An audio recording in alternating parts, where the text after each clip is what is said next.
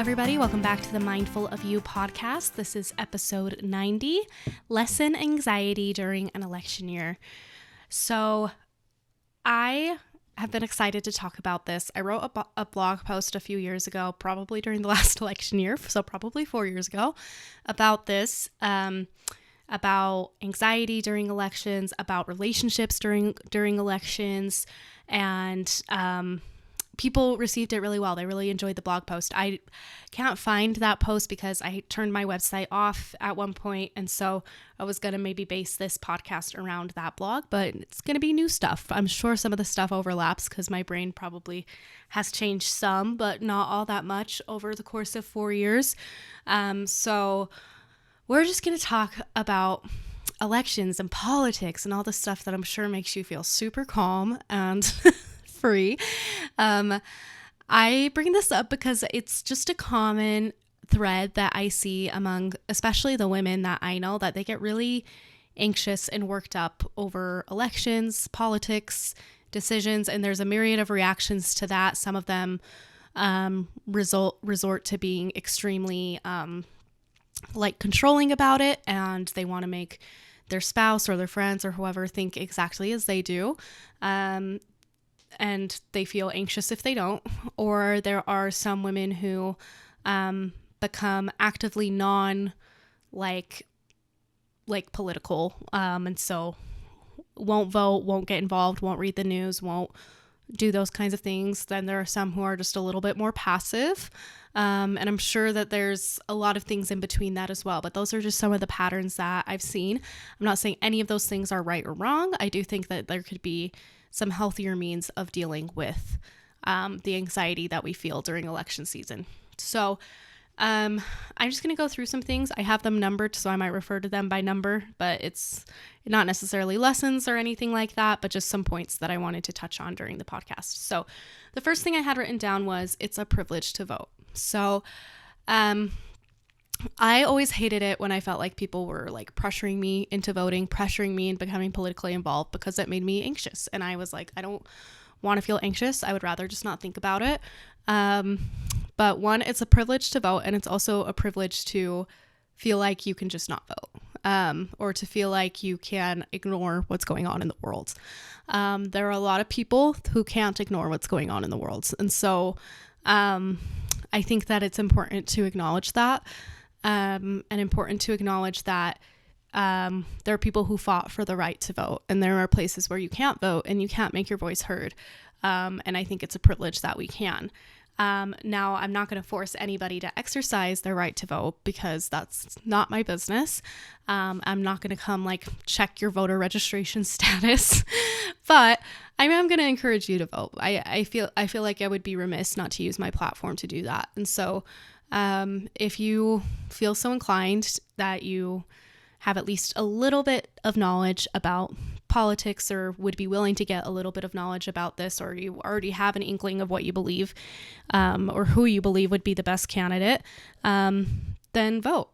I know that it can be easier to just not, but if you can, I would say go for it. But we're still friends, and I love you if you don't. So my second point here is a little discomfort is a good thing. These things do matter. Just don't try to control the uncontrollable. So I think that people see discomfort as a flag for something's gone wrong.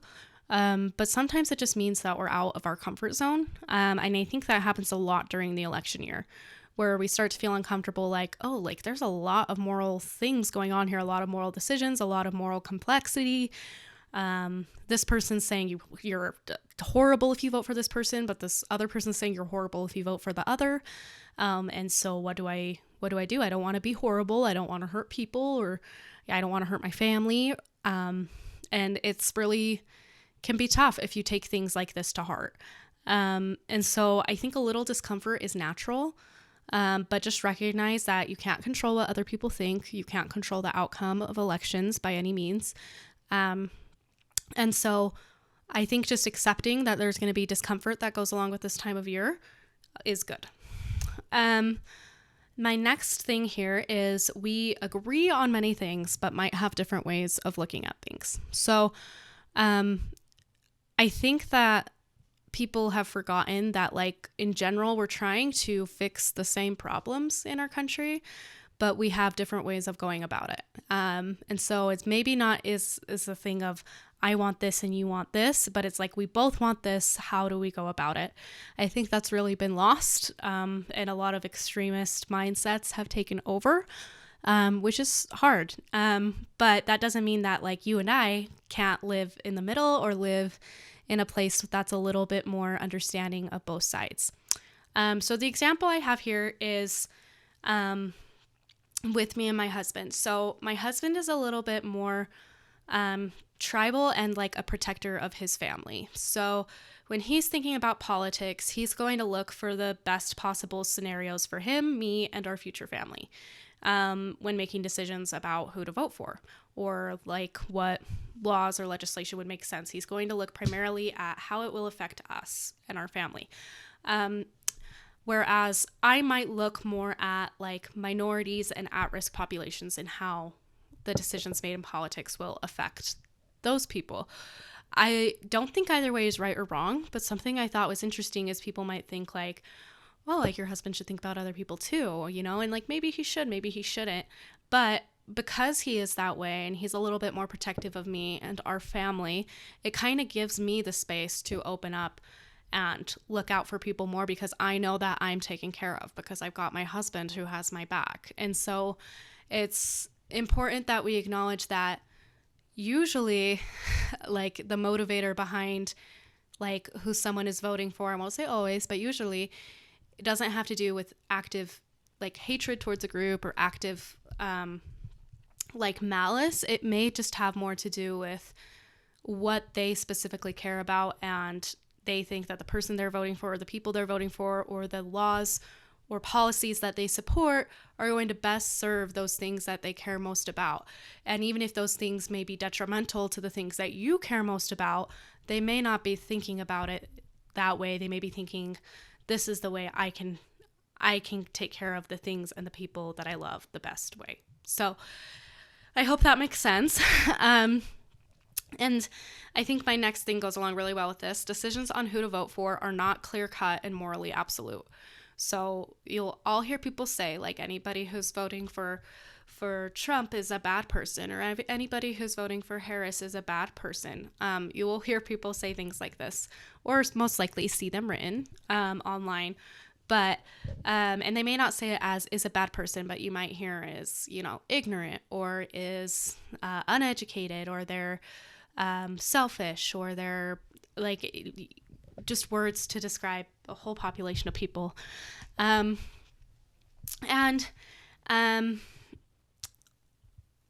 just need to say, like, many of these people may not agree with the extreme sides of their policies, but they might just be choosing what makes the most sense for them and is the most important to them. And so I would encourage you to recognize that this is a very complex decision, and that people are just doing the best that they can. Maybe they aren't as educated as they should be on the subject. Maybe you aren't, maybe I'm not. But the fact that they do care about something and they're exercising their right to vote means that they do care to some extent about something or someone. And so, you know, negating their entire moral compass or their entire being is not fair to me. So just keep that in mind. And if you need to block some people, unfollow some people on social media that like have really extreme mindsets that are getting you riled up, I say go for it. As much as I think it's important to be educated, I don't think social media is necessarily the platform to do that. So if you feel like that there's people you follow that are really causing you to feel frustrated, either because you do agree with them or you disagree with them, hide them, block them, unfriend them. It's okay if it's really stressing you out. This one is something that has come to mind for me, and I still need to do some research before the election comes, but there are more people on the ballot than just the president. Like, that's what you're going to hear the most conversation about is the president, the most opinions about, but there are going to be local offices, Congress, the House, like lots of different things that you will have a voice for. So keep that in mind. And that even adds more to the complexity of decisions.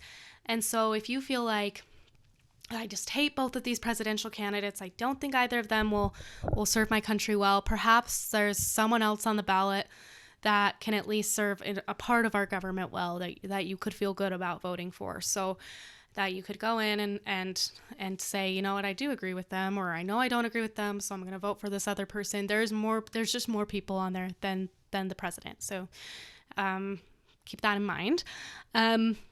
My next thing here is you can vote differently from your partner. So I put in parentheses here, why would women have fought for the right to vote if they were expected to vote just as their husband does?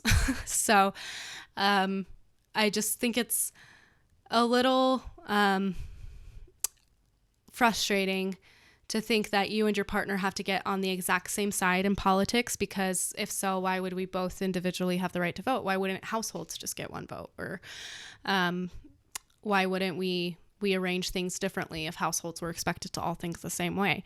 And so just keep that in mind, that they can think differently from you, and you're also allowed to think differently from them. And that's why you both have a vote. And then I also think that if you've made the decision, like, that you really trust your husband or generally agree with them when it comes to political decisions, and you've decided, you know what, I do think I just want to vote for who they vote for, then that's a different thing. But I mean, you don't have to force yourself to be on the same side in politics. There are many things you should be on the same side on. Hopefully you align in many ways, but if you think that the government or whoever should carry out things differently, you have different ideas in your mind about that, doesn't necessarily make for a bad marriage or one where you're fighting. It may just make for, we think a little bit differently about some stuff, but luckily we both get a vote and still love each other, still get along.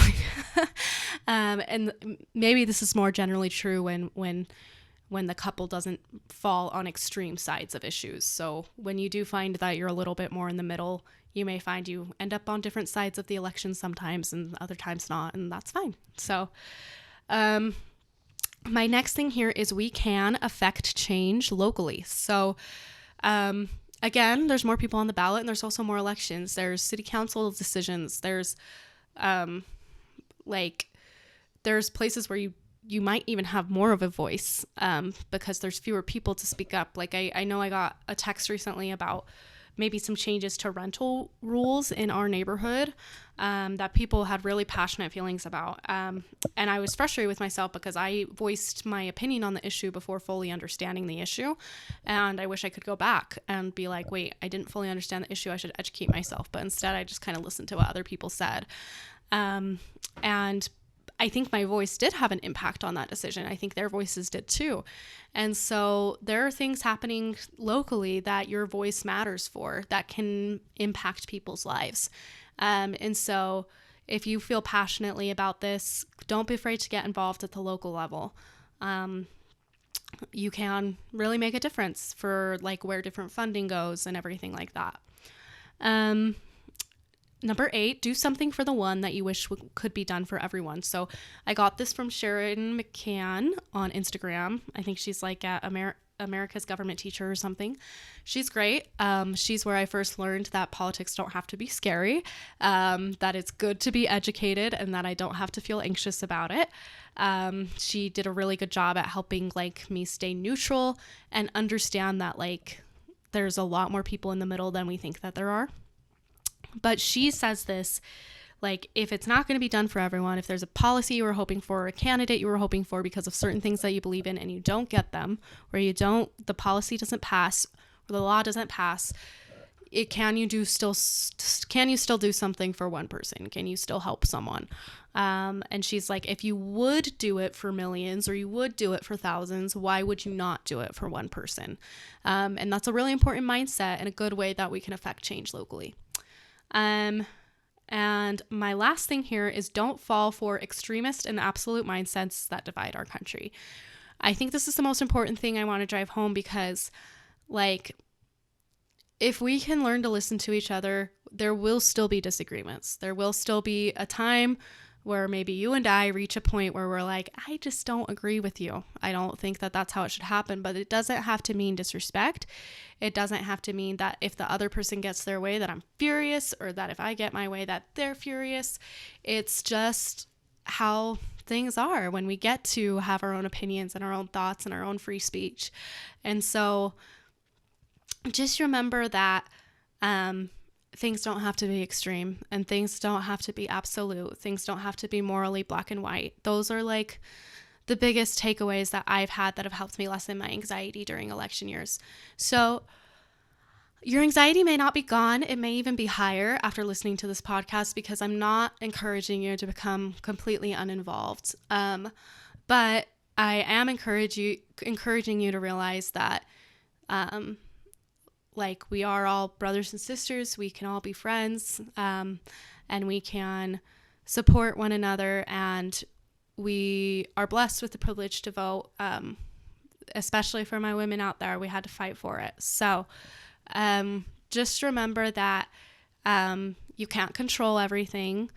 You can't control people. You can't control how they think about things, but you can educate yourself. You can control that, and you can exercise your own rights to be able to have a voice in this country. However this election turns out, I love you. Whoever you're voting for, I love you. And I hope you all have an amazing week. Bye-bye.